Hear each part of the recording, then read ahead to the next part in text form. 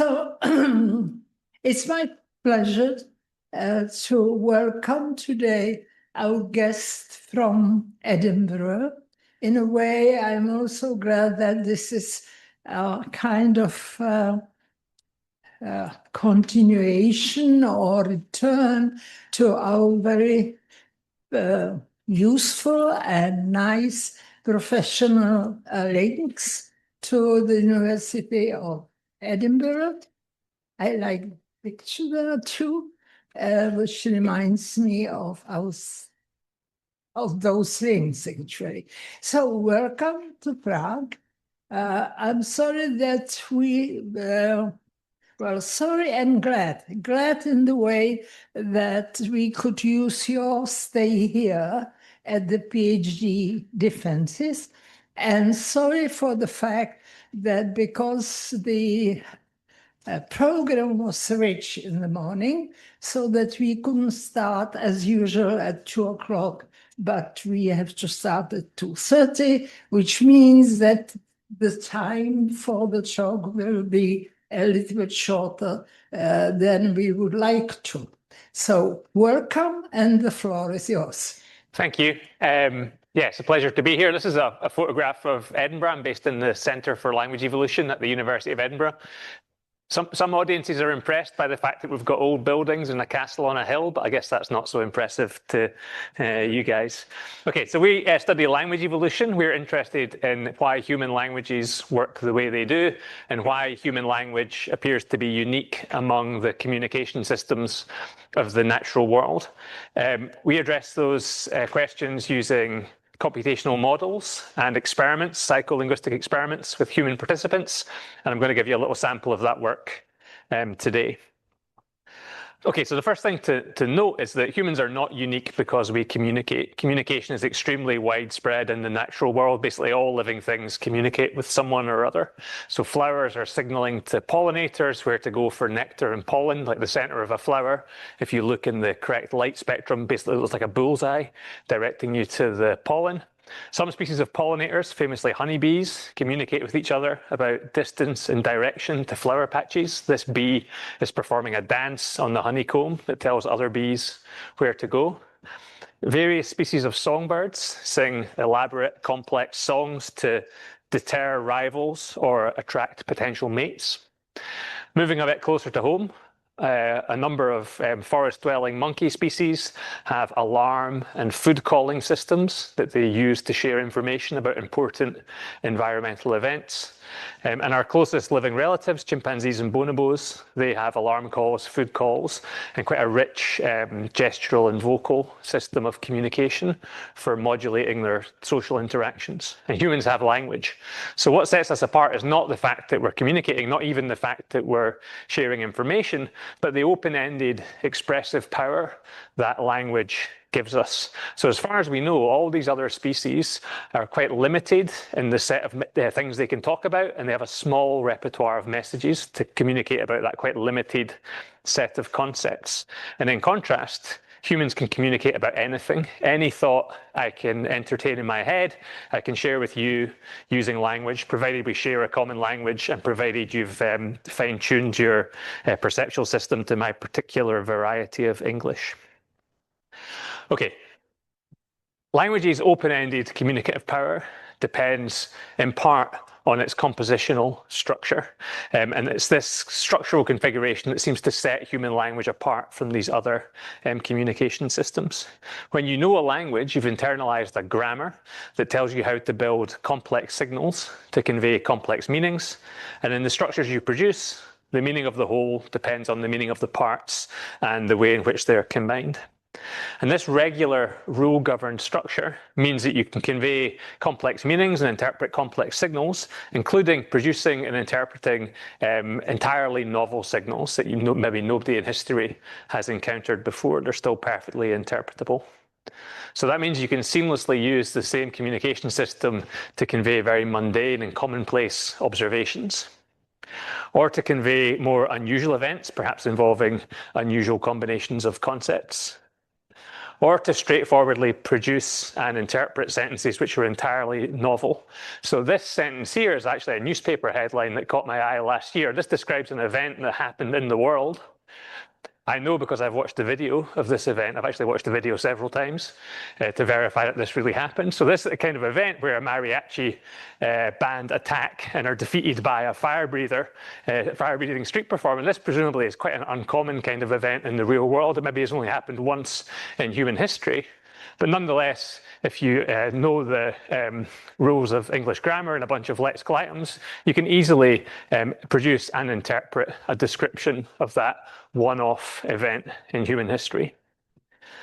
So because this regular compositional structure is so fundamental to language's communicative power, we've done a lot of work in our group focusing on how these kinds of regular compositional systems evolve. And our preferred explanation for why language has these regular compositional structures that make it so powerful for communication is that regular compositional structure is a consequence of the processes by which languages are transmitted. So languages are transmitted via a process that we call iterated learning. They persist through this repeated cycle of learning and use, and you should therefore expect languages to be shaped by biases in the processes by which they are learned and used. So one way you can visualize this, individuals encounter linguistic data. Through a process of language learning, you form an internal representation of how that language works. That grammar doesn't just sit inert in your head. You use language to get stuff done in the world in what Herford calls the arena of use. And as a kind of inadvertent side effect of using language to meet your communicative goals, you generate more linguistic data, which forms the basis for learning in other individuals.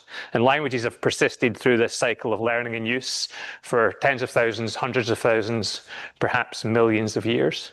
So we should expect languages to have been shaped and to be well adapted to biases in these processes of learning and use. And what I'm going to try and show you today is that learning and use, the combination of those two pressures, produces regular compositional structure.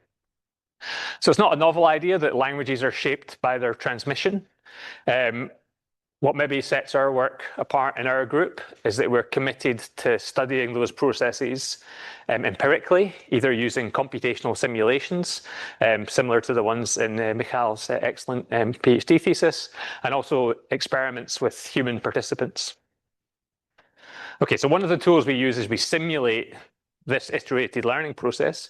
We simulate this process computationally. So we will have little computational language learners, language users, and we'll simulate a chain of transmission or transmission in a population of computational agents and see under what conditions linguistically interesting kinds of communication systems evolve. And that's basically what Michael's PhD thesis was about. And we can also run the same kind of thing in the lab using human participants. So we swap out our computational agents for real humans. We ask them to learn and use a miniature language. And then we can see how that language evolves as it's passed from person to person. And again, the conditions under which interesting things happen to that miniature language. Okay, so I might just do the first two parts of this, given we're a bit short on time. In the first part of the talk, I'm going to show present some old results, showing how learning and use conspire to create regular compositional structure. Part two, I'll show how frequency added into this mix explains frequency-irregularity correlations that you see in natural languages. And then in the unlikely event that I do this efficiently, I can talk about regularity in recursive numeral systems. Okay, so the first part of the talk is a set of kind of core results from our group. This is joint work with Simon Kirby, Monica Tamrez, Hannah Cornish, and the results I'm presenting here are from these two papers. Quite old work now. Okay, so the idea here is that we're going to start with I'm going to talk you through some experiments looking for the conditions under which compositional structure emerges and exactly how we have to configure this iterated learning process to get compositional structure to develop. All of these experiments with human participants I'm going to talk about today use adult native English speakers as our participants. We're going to get people into the lab and train them on a miniature artificial language and then have them reproduce that language. And then in some versions of the experiment, we're going to iterate that process. We pass a miniature language from person to person. Okay, so the core method here is artificial language learning. That's an established method in developmental linguistics. Just if you haven't seen it before, I'll describe it for you very briefly. So in these artificial language learning experiments, the very simple kinds that we run, you're asked to learn a miniature language which provides labels for events. And in the first experiment I'm going to present here, the events are just colored moving shapes. So you get some training, you see an event, see a colored moving shape, you get the label, the description in the miniature language, and you just get a bunch of descriptions of different events paired with their labels. So if you imagine the training process, it's like a really boring version of Duolingo, where you're learning a language that nobody else in the world speaks. After that training phase, you're then tested. And so in the first set of results I'm going to show you, it's a very simple memory test, essentially. So we prompt you with an event, another colored moving shape. We ask you to provide the label, and then we just test you repeatedly. And so the idea is this is you reproducing the language to the best of your ability. Okay, so the very first experiment we ran using this paradigm looks roughly like this. We train participants, train the first participant in a chain of transmission on one of these miniature languages, and they do their best to learn it. And then we test this guy, and he produces a new version of the language for us. And then we take the language that he produced, including any errors, any innovations he's introduced, and we use that as the training language for a second person in a chain of transmission. And then she'll produce a new version of the language for us, and we take that and pass it on to a third person, and so on. So we pass the miniature language from person to person, and we see how it changes as a result of its repeated learning and reproduction. And so that's iterated artificial language learning. This first set of results I'm going to refer to as the learning only condition, and that's because here there's no communicative use of this language. You're just doing a memory test where you're trying to reproduce the language you were trained on. You don't have any communicative goals. And so we expect that the kind of structure that develops in this language will reflect that. The language is not necessarily going to be useful for communication. It's going to be designed to be successfully learned and reproduced over multiple generations. And so it's mainly going to be shaped by biases in the learning process. We're interested in the conditions under which compositional structure is going to emerge in one of these miniature languages. And so our starting point is a kind of maximally non-compositional language. So this is an example initial language that the first participant in a chain of transmission is trained on. Okay, so there's 27 different events that you have to learn labels for. They all involve colored moving shapes. There's 9 labels for black shapes, blue shapes, red shapes, 9 labels for scenes involving object moving in a straight line, or bouncing, or looping, and then there's a subdivision between squares, circles, and triangles. So for instance, in this initial random non-compositional language, the label for a black square moving in a straight line is wumaku, and that bears no relation. There's no structural relation to the label for a black circle moving in a straight line, which is a completely different label, nihepi, and so on. Okay, so there's no structure in this language. The best you can do is try and memorize 27 idiosyncratic labels associated in a confusing and complicated way with 27 distinct events. So a nightmare to try and learn, and people are not very good at this task. Okay, so this is the graph of results from that paper. So what I'm showing here is time in generations, so participants in a chain. So generation 0 is that initial language that we designed. Generation 1 is the first person in a chain. Generation 2 is the person learning the language that this guy produced, and so on. So looking at how the language evolves over time. And all I'm plotting here is the number of distinct words in the language. So in this particular little miniature world, there are 27 distinct events. The initial language provides 27 distinct labels. Each line here is an independent chain of transmission. So what you see is that over generations, these languages rapidly lose the ability to encode distinctions. The number of distinct words drops extremely rapidly. So the languages aren't becoming compositional, they're becoming simpler and simpler, losing the ability to encode distinctions and heading towards being degenerate. Okay, so here's an example generation 10 language from one of these chains of transmission. So we've gone from 27 distinct labels to 5 distinct labels. And this language is certainly not compositional, right? So we're not getting compositional structure emerging just as a result of this learning and recall process. It's sort of nice that the 5 labels are not randomly distributed around the space. Each label picks out a related group of concepts, but this language is certainly not compositional. And this is actually also the most complex generation 10 language that we see here. Here's a more representative generation 10 language. So in this language, every event is described with a single highly ambiguous label, NEPA, with a single exception for blue squares moving in a loop. So this language would be useless for communication.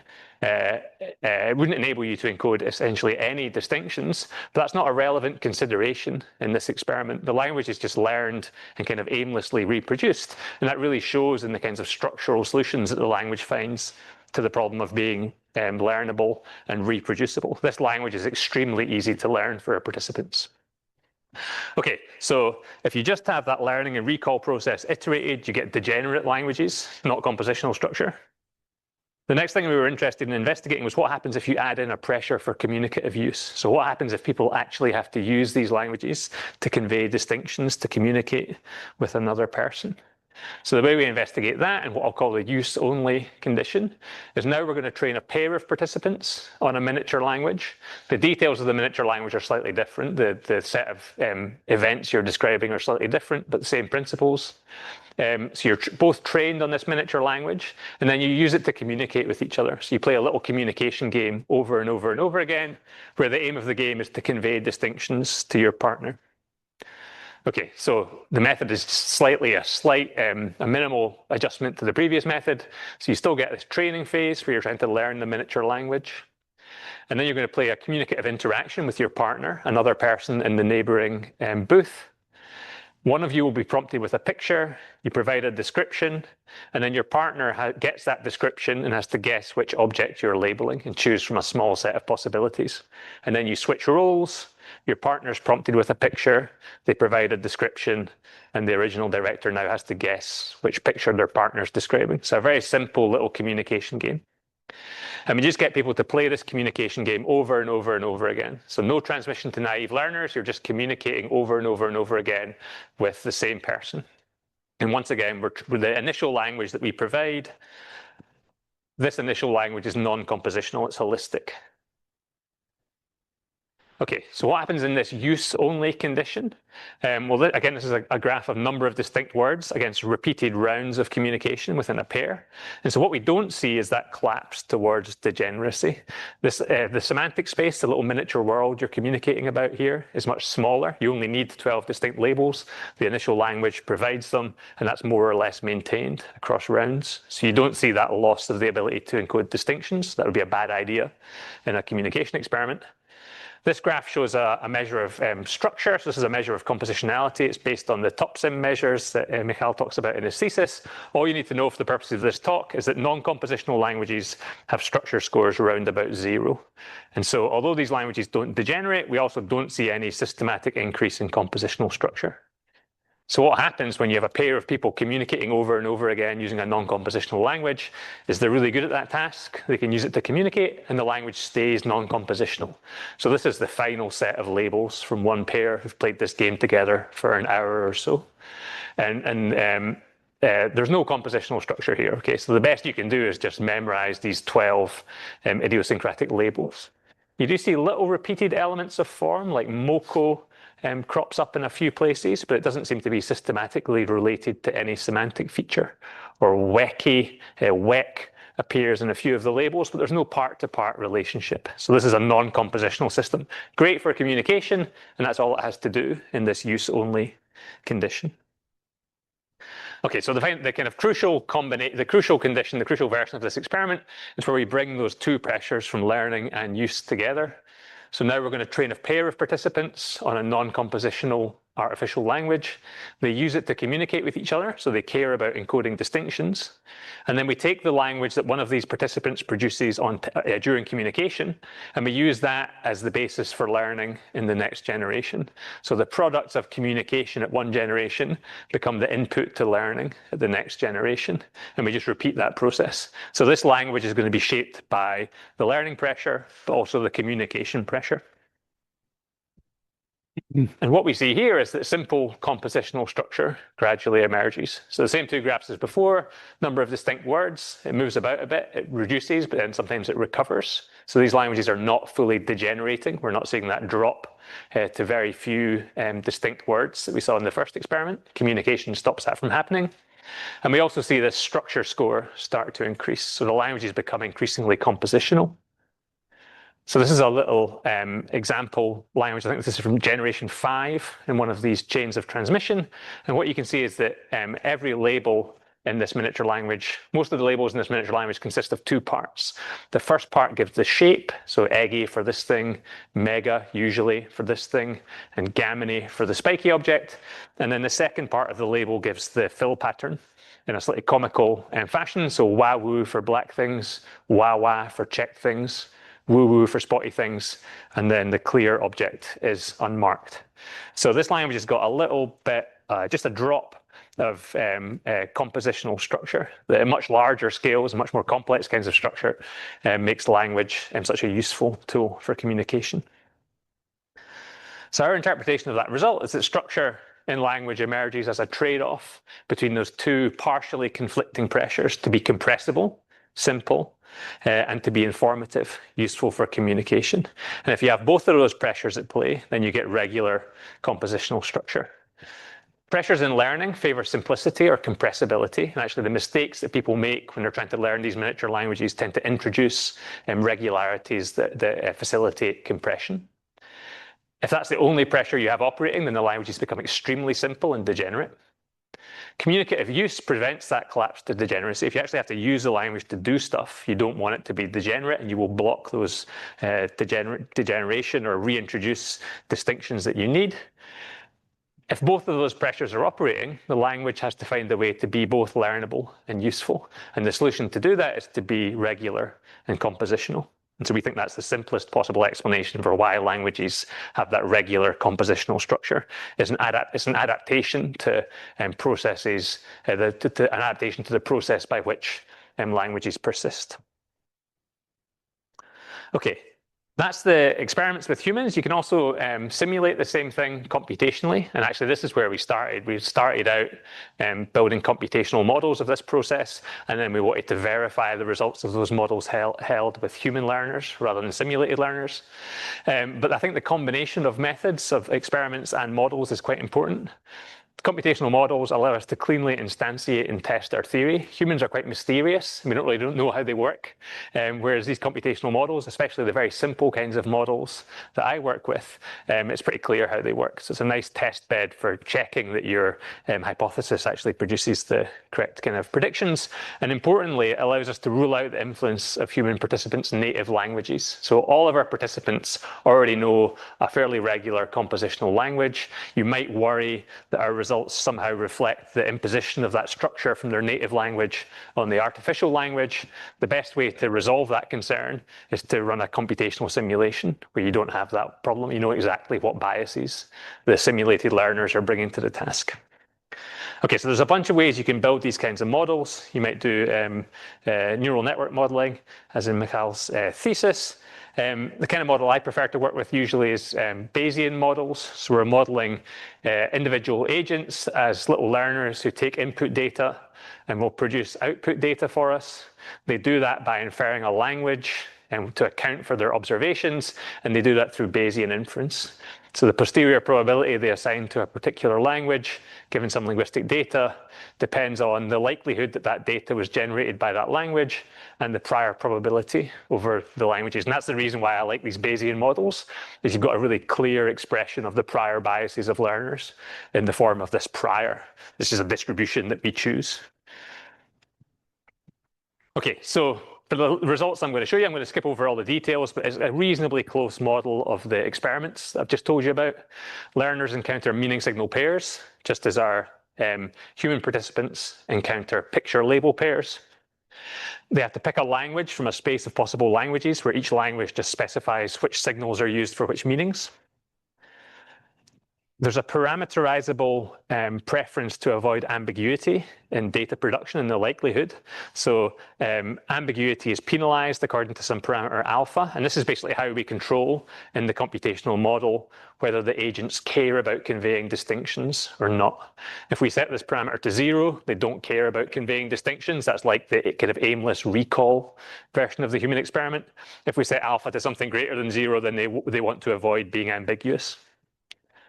And then again, the prior is where the learner biases come from. And here we just directly build in what our theory is. Our theory is that people prefer compressible languages. There's a way of operationalizing that in this language space where we can just assume that the prior for languages is proportional to their coding length. So learners prefer simpler, more compressible languages. So very simple, very clean. And that's enough to simulate the full set of experiments that I told you about. So we can start off with simulating that learning-only experiment. So we're going to have a chain of transmission between computational agents, and we're going to set that alpha parameter to 0. So they don't care about encoding distinctions. You run a bunch of chains for a bunch of generations using this model. You get out an extremely boring time course where all you need to look at is the final distribution of languages. And that final distribution of languages is dominated by degenerate languages. So just as in the first human experiment, in this computational model, degenerate, maximally simple systems, which are the most learnable and which kind of maximally meet the prior, those are the ones that dominate. We can also simulate that use-only experiment. So now we just have a pair of agents communicating back and forth and learning from their partner's productions. And we set that alpha parameter to something greater than 0. So now they care about encoding distinctions. Again, the time course here is very boring, and the stationary distribution, the final distribution, is dominated by the holistic non-compositional language that we started them with. So that's the same result as in the human experiment. This language is great for communication. There's no reason to change it, and our simulated agents don't change it. And then finally, we can bring together those two pressures where we have iterated learning, so pairs of agents who are trained on a language, they use it to communicate, they care about encoding distinctions, and then we pass the language they produce to the next generation and repeat that process over and over and over again. And what you see is that now the green bar is the interesting one. These are the compositional languages are initially extremely rare, but gradually climb up in frequency. And the final distribution is dominated by those compositional languages. So the nice stripped back, simple computational model produces the same pattern of results as the experiments with humans. Okay, so the idea is that learning and use impose distinct pressures. There's a bias for simplicity or compressibility in learning, and a pressure for informativity or expressivity in language use. Languages are transmitted through both of those processes and are shaped by both of those pressures, and therefore have to find a way of being both learnable and useful. And the solution to that challenge is to be compositional. Compositional systems contain regularities that facilitate learning and compression, but are nonetheless great for communication. So that's our preferred explanation for why human languages are compositional. Okay, second part of the talk is applying the same sort of approach to understanding non-compositionality, so to understanding exceptions to regular compositional structure. This is joint work with Clem Ashton, who was an RA in our group, and Helen Sims-Williams. Okay, so as I said, lots of our work focuses on understanding how regular compositional structure develops, because this is one of the crucial tools that makes language so useful for communication. But of course, not all of language is regular and compositional. Compositionality bottoms out at some point where you get down to words and other morphemes. And here, basically, you just have to memorize an association between a meaning and a kind of unanalyzed chunk of form. Inflectional systems are broadly regular, but they also permit some irregularity or non-compositionality. So in English, we have a regular rule for forming the past tense, which is basically to add ed. But actually, the most frequent verbs in English don't follow that regular rule. So this is the 14 most frequent verbs of English, according to the BNC. And actually, the first 13 have a different method for forming the past tense. It's only when you get down to the 14th most frequent that you see a first example of regularity. At the multi-word level, we also see non-compositionality in the form of idioms. So these are multi-word constructions that look like they're following the compositional rules of the language, but actually the meaning differs from the one that you would get through normal compositional processes. So you can't guess the meaning of an idiom based on the form because they're non-compositional. So beat around the bush means to avoid an unwanted task. Bite the bullet means to tackle an unwanted task. And that means, because these things are non-compositional, that means if I introduce you to a new idiom like your arse and parsley, you've no principled way of guessing what this means. So this is actually a Glaswegian idiom. My dad's from Glasgow.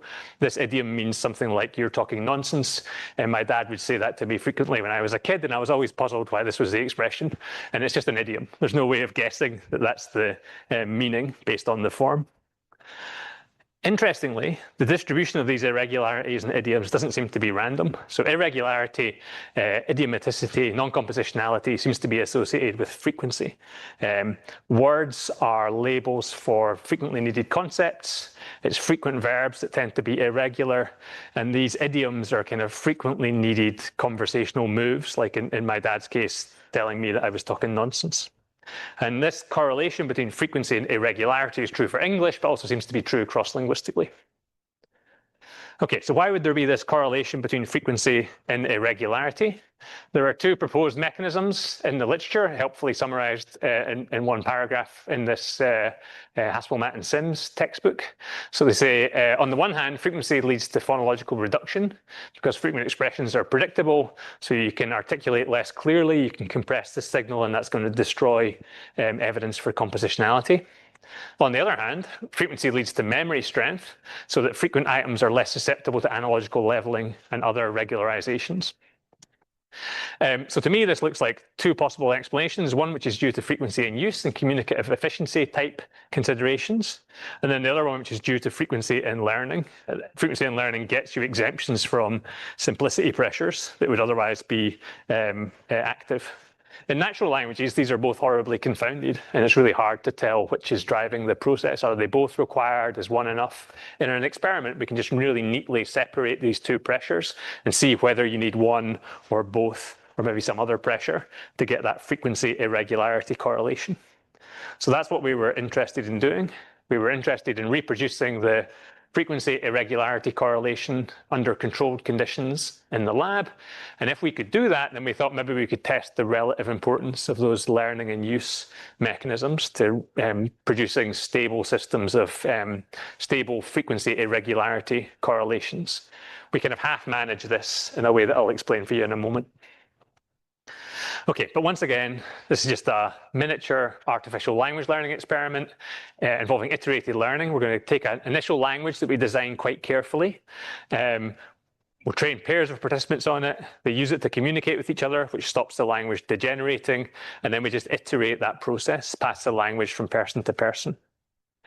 Okay, so here the initial language is designed quite carefully so that there are no regularities, but there are things which could become regular, because that's the process we're interested in.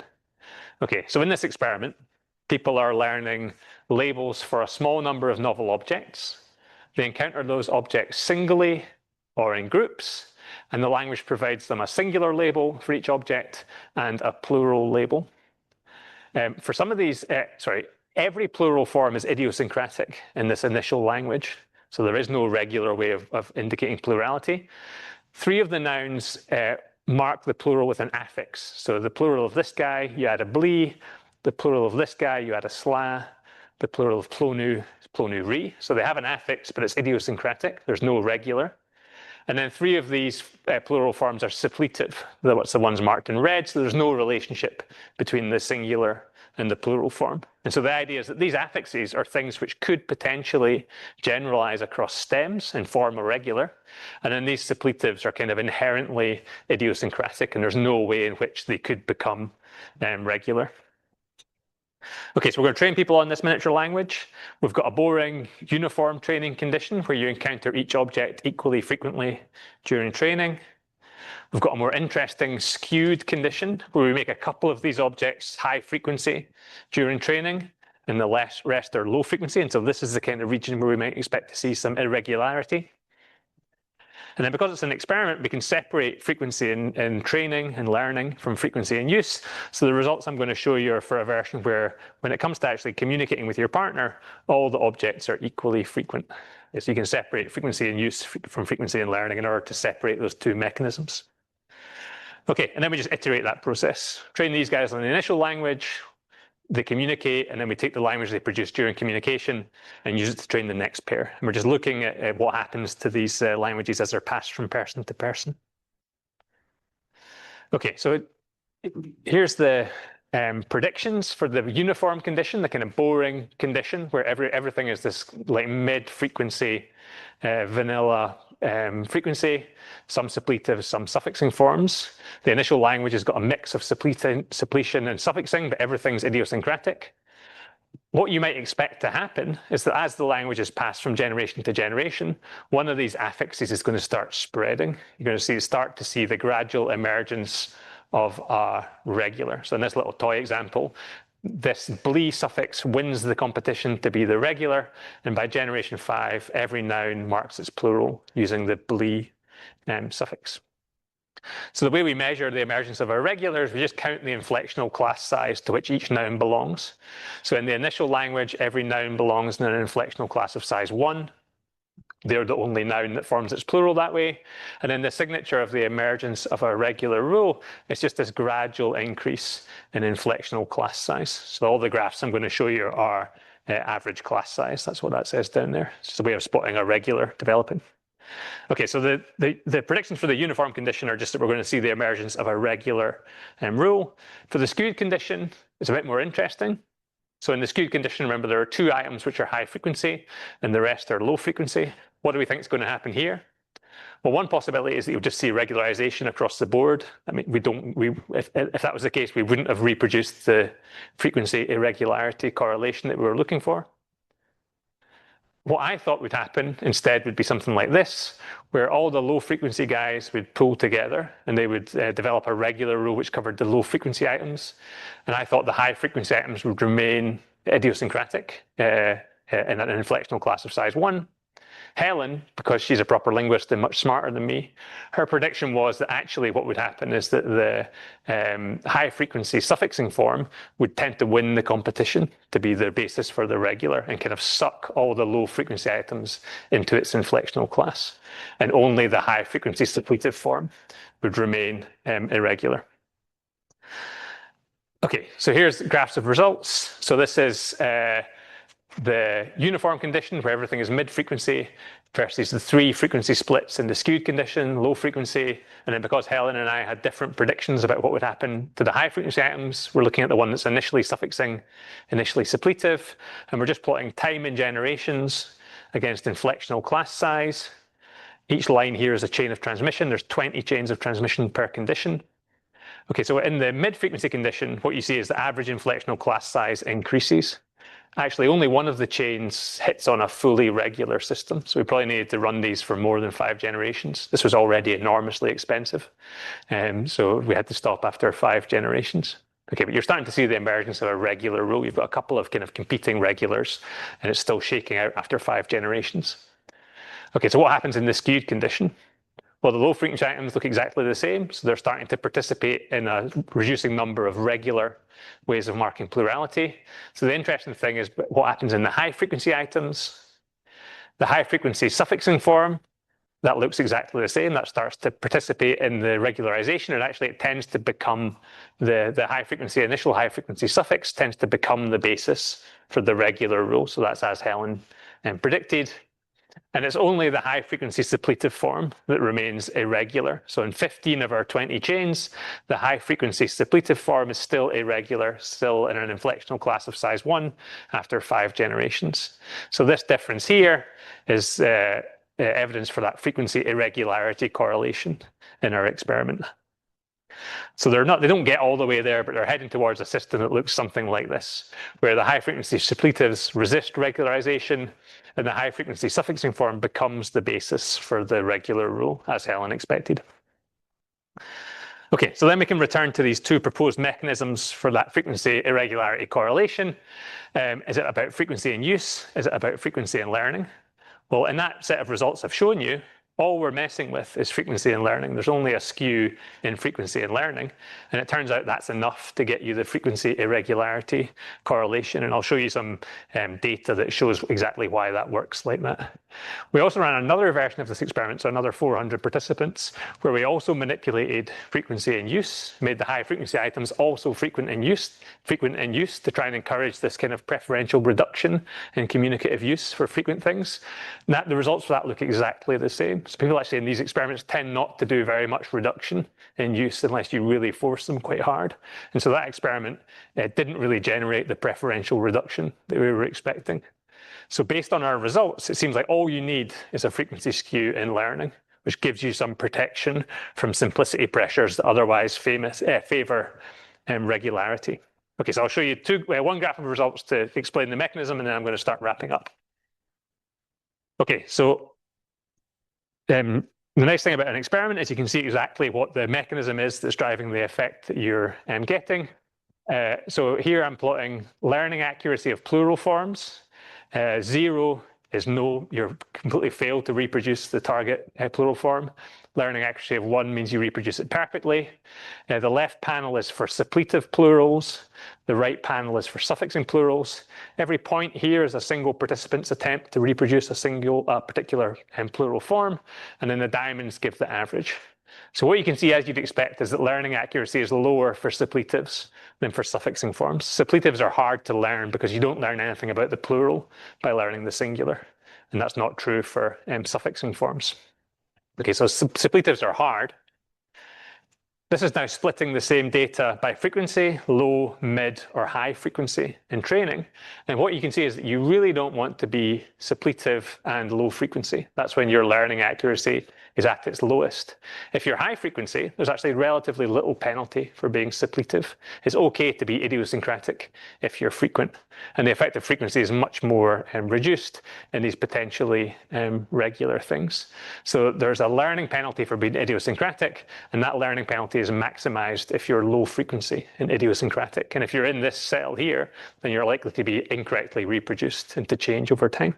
And so it's this effect of frequency on learning accuracy that explains the emergence of that frequency irregularity correlation.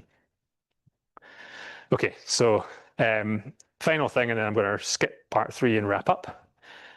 Once again, this is an experiment with human participants. We're looking at frequency and regularity in plural marking. You might worry about people's general expectations about how this should work in a language based on the fact that they know at least one natural language. You might even worry in particular about the fact that we've used plural marking. It's experimentally convenient. People really understand the distinction between singular and plural in a picture, but nonetheless, you might worry about some kind of interference from their knowledge of regularity and irregularity in English plurals. So we can get around those problems by just simulating this same process again, using these little Bayesian learners where we understand exactly what their prior biases are. So again, I'm just going to show you quickly results of these Bayesian iterated learning models.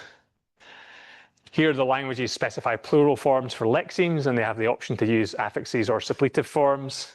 The data that learners encounter is kind of like the experimental data. You get lexeme plural form pairs. The likelihood is very simple. You just occasionally make a mistake, and that lets the languages change. And then the prior is the kind of theoretically interesting prior, where we assume that learners have a preference for compressible languages, where it's slightly easier to learn the language if the same affix is used across all lexemes. Okay, so a nice clean model. It just contains the things we think are important, namely this simplicity pressure in learning. These are the simulation results, same format as the experimental results. Mid-frequency items in the uniform condition tend to regularize. In the skewed condition, the low-frequency items regularize. The high-frequency suffixing forms participate in that regularization and actually tend to become the basis for the regular rule. And it's only the high-frequency suppletive forms that remain idiosyncratic. So you don't need humans with a sophisticated linguistic knowledge already to get this pattern of results. You can get it from a very minimal Bayesian model. Okay, so just to summarize part 2, and then I'll skip to the conclusion slide. We see that things regularize as they're passed from person to person via iterated learning, as you'd expect, based on part 1. High frequency items behave a little bit differently. High frequency suppletives resist regularization, and that's what gives us the frequency irregularity correlation. high-frequency suffixing forms instead become the regular. They're more likely to win the competition to be the regular due to their initial frequency advantage. High frequency provides some protection from the learning penalty otherwise associated with being idiosyncratic. And at least in our experiment, preferential reduction of frequent forms in language use doesn't happen and isn't required for a frequency irregularity correlation to develop. You can get that correlation just through frequency skews in learning. Okay, so I'll just jump section 3, wrap up. So natural languages are transmitted via that repeated cycle of learning and use. As you'd expect, languages are shaped by these processes. Learning and use conspire to create regular compositional structure that makes language so powerful, and that's the simplest and therefore, in our view, the best explanation for that particular design feature of natural languages. It's kind of an inevitable byproduct of the process of language transmission. And we can understand the distribution of exceptions to those compositional regularities in terms of the same processes, in terms of the way in which frequency affects learnability of regular and irregular forms. Okay, thank you. Well, thank you very much for interesting talk. And I think that we still have some time for questions. Can you describe the experimental setting in the experiments where the humans were involved? Like, did they have like a paper and pencil to write notes, or what were they allowed to use? So, no, so when we first started running these experiments, we were doing it in the lab. So we have a basement, a lovely basement lab where we have 4 separate booths. There's a computer in each booth. The participants come in, they sit alone in the booth. The training examples appear on the screen, and then the test items appear, and in this case it's typed written text. We do it in other modalities. It works in the same way. So and we prevent them from using anything other than their brain. So and that's easy to control in a experiment in the lab. The second experiment, the frequency irregularity stuff, we actually ran that online. So these are crowdsourced participants recruited via Prolific. And so those are people who are participating in a much less controlled environment. So they're wherever people are with access to a computer. We restrict them to doing it on a desktop or laptop, so not a phone. We have much less control over actually how they tackle the experiment. We ask them not to take written notes, and we give them an opportunity at the end to confess if they took written notes, and some people do. The results look close enough. I'm not too worried about that, and it's a much larger sample size. So yeah, the idea is you're doing this just by serial presentation of the stimuli.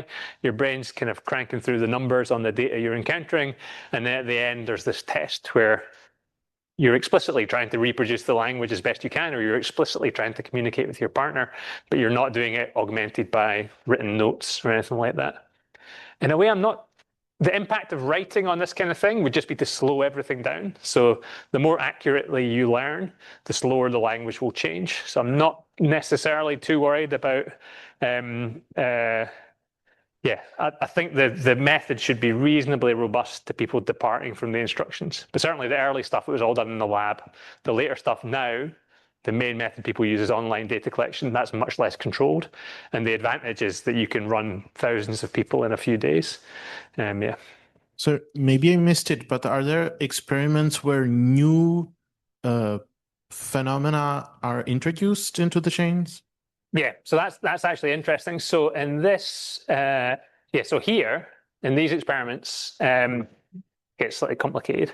Let me just simplify a little bit and say in the experiments in this paper, participants are trained on labels for all possible objects. So there's no, you're not required to generalize when you're communicating with your partner. In principle, if you had a good enough memory, you could just use exactly the labels you were trained on. That gives you a label for every object, and that's good enough for the communicative task. And in this use-only condition where there's just one pair interacting over and over again, in these conditions where you're not required to generalize, the language stays non-compositional. So actually a couple of papers which do exactly what you're talking about, where you start expanding the set of objects you have to communicate about. There's one paper by our student James Winters, and there's another paper by Limor Raviv and colleagues, where you're trained initially on a small set of labels for a small set of objects, and then the set of objects you have to communicate about expands. But it's still just one pair of participants talking about this expanding meaning space.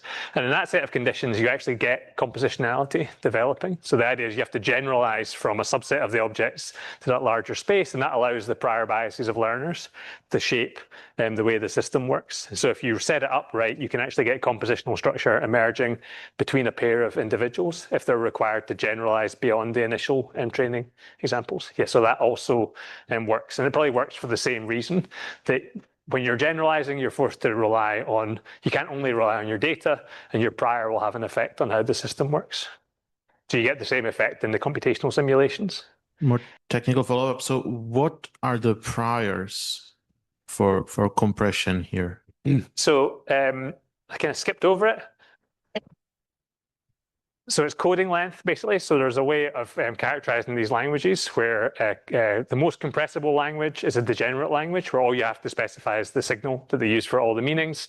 Compositional languages, you have to specify a part-to-part relationship, but that's more compressible than a holistic language, a non-compositional language, which is uncompressible. Yeah. So minimal description.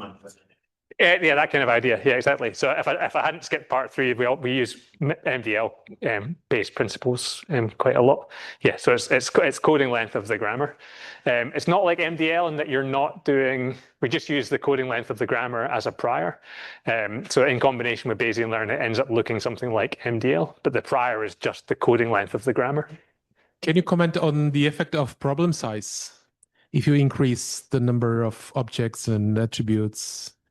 I'm trying to think if we've ever done that. We've not done that systematically in the human experiments beyond the stuff where the semantic space expands. These experiments are quite short, so typically we try to get them down to a single session where people learn and then reproduce or communicate using the language in a single experimental session. And that puts really sharp limits on the size of the lexicon and so on that you can ask people to learn. So in the experiments, we haven't systematically manipulated the size of the semantic space. I think that might have been done in computational modeling work. So there's an ancient paper by Novak and colleagues showing that the advantage of compositionality is bigger the larger the semantic space. Henry Brighton also did some really interesting work on how the structure of the semantic space affects the generalization advantage of compositionality. And so the ideal setup, or the advantage of compositionality, is maximized if you have lots of semantic features, each with relatively few values. So the best semantic space is one that has lots of features, all of which are binary. And then you need a very small number of examples to be able to cover the entire space. So it's not just about overall like amount of stuff. It's also the kind of the structure of the semantic space matters. Yeah, so that's the most relevant work there, I think. I mean, it works in roughly the way you'd expect it. In general, having more stuff to talk about means it's harder to memorize holistic forms, and the advantage of compositionality increases, but it depends a little bit on the details of the featural structure. So there are no questions on Zoom, but if I may ask one question, is a slight detail that I noticed, maybe I missed something later, but when you go back to the slide where you had the non-compositional language, and in the 5th generation, there was just one label for the straight and for the round, but there were like multiple labels for the wobbly direction. Is there any cause for this, or is it just like random? So this paper, this was actually the first experiment we ever ran. So we only ran 4 independent chains of transmission. And it was often the case that movement was, in this particular experiment, movement was one of the last dimensions to degenerate. But with 4 chains, you can't really tell. Our student Kat Sylvie did a bunch of follow-up work. It seems like the thing that determines in this learning and recall scenario, the thing that determines which dimensions degenerate last is basically the salience. So it just so happens that for these particular stimuli, the movement dimension was really obvious, and so people tended to mark that, and it was the last thing they forgot. Color was the least obvious in these stimuli for some reason, and so that tended to collapse first. You can manipulate that systematically, and what you find is that the least salient dimension collapses first, and the most salient dimension collapses last. In the communicative situations, you can control which dimensions you actually need to encode for your partner, and then those ones don't collapse or are much less likely to collapse. So it's a combination of the just kind of features of the stimuli that make one dimension salient or not. And for these, it just so happened that movement was quite salient. In the more interesting communicative scenarios, it's actually which dimensions do you need to encode. That's what determines what doesn't collapse. Everything that you don't need to encode just collapses. You no longer encode those distinctions. And the ones you actually need to make your partner understand your meaning, those ones resist collapse. Okay, so I don't see any hands. Well, let me thank you again for Thank you. coming and for giving us the talk.